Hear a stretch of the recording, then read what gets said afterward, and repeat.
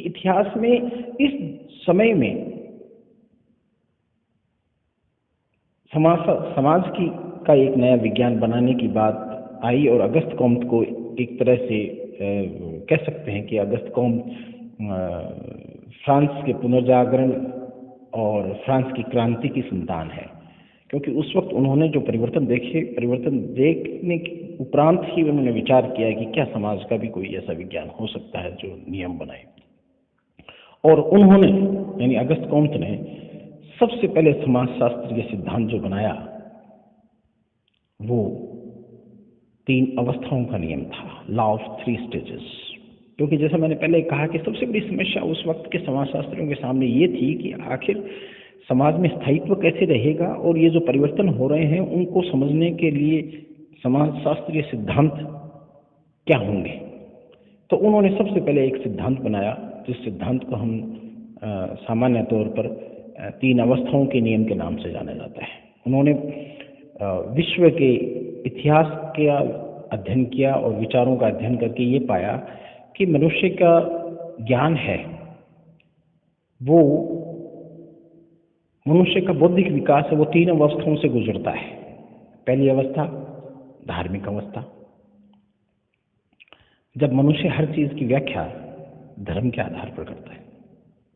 दूसरी अवस्था दार्शनिक अवस्था, मेटाफिजिकल स्टेट बोलते हैं इसको, स्टेज बोलते हैं। वो दार्शनिक अवस्था का मतलब ये है कि मनुष्य अपने इर्द गिर्द जितनी भी घटनाएं होती हैं सामाजिक प्राकृतिक, उनकी व्याख्या दार्शनिक अंदाज में अनुमान के आधार पर तर्कों के हिसाब से करता है। और तीसरी अवस्था पॉजिटिव स्टेज या साइंटिफिक स्टेज, जिसको वैज्ञानिक अवस्था कहते हैं। ये अवस्था वो अवस्था है जिसमें ज्ञान ऑब्जर्वेशन और एक्सपेरिमेंटेशन यानी निरीक्षण और परीक्षण पर आधारित है। इसीलिए ये जो समाजशास्त्र का सिद्धांत दिया अगस्त कॉम्ट ने,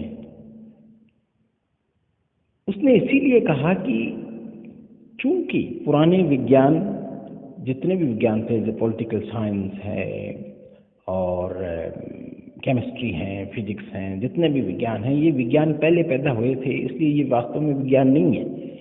अब चूंकि वैज्ञानिक अवस्था में नया विज्ञान पैदा हुआ है समाजशास्त्र, इसलिए केवल यही एक विज्ञान है। इसलिए उसने समाजशास्त्र को कहा क्वीन ऑफ साइंसेस, यानी विज्ञानों की रानी है समाजशास्त्र।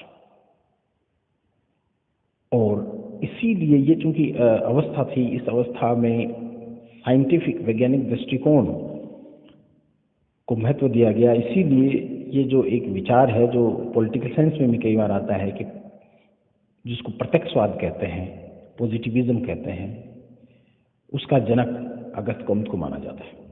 अगस्त कॉम्ट ने साथ ही ये भी कहा कि ये जो 3 अवस्थाएं हैं मनुष्य की, मानव जीवन की बौद्धिक अवस्थाओं की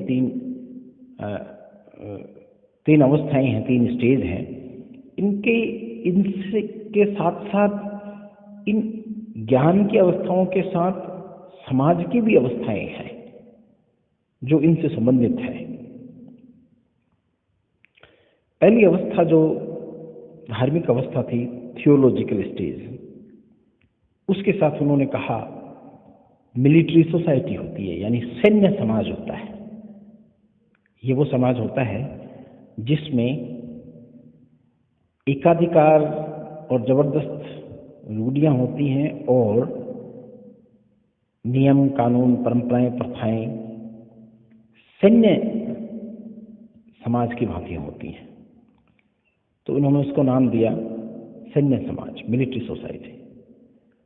दूसरी अवस्था दार्शनिक अवस्था को उन्होंने कहा कि ये वो अवस्था है जिसमें ज्ञान के साथ बौद्धिक विकास के साथ जो समाज होगा उसको हम लीगलिस्टिक सोसाइटी कहेंगे, कानूनी समाज कहेंगे।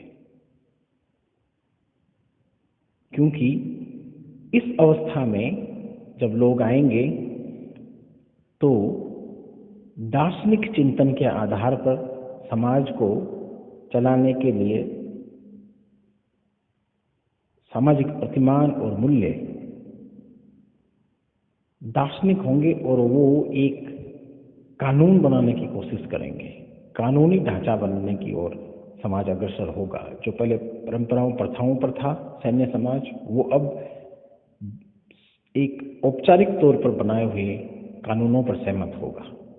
और तीसरी अवस्था जो उन्होंने बताई, प्रत्यक्षवादी अवस्था, पॉजिटिव अवस्था, साइंटिफिक अवस्था, उसके साथ ये जब अवस्था आएगी जो कि आ चुकी है, उन्होंने कहा उस अवस्था में आधुनिक औद्योगिक समाज होंगे।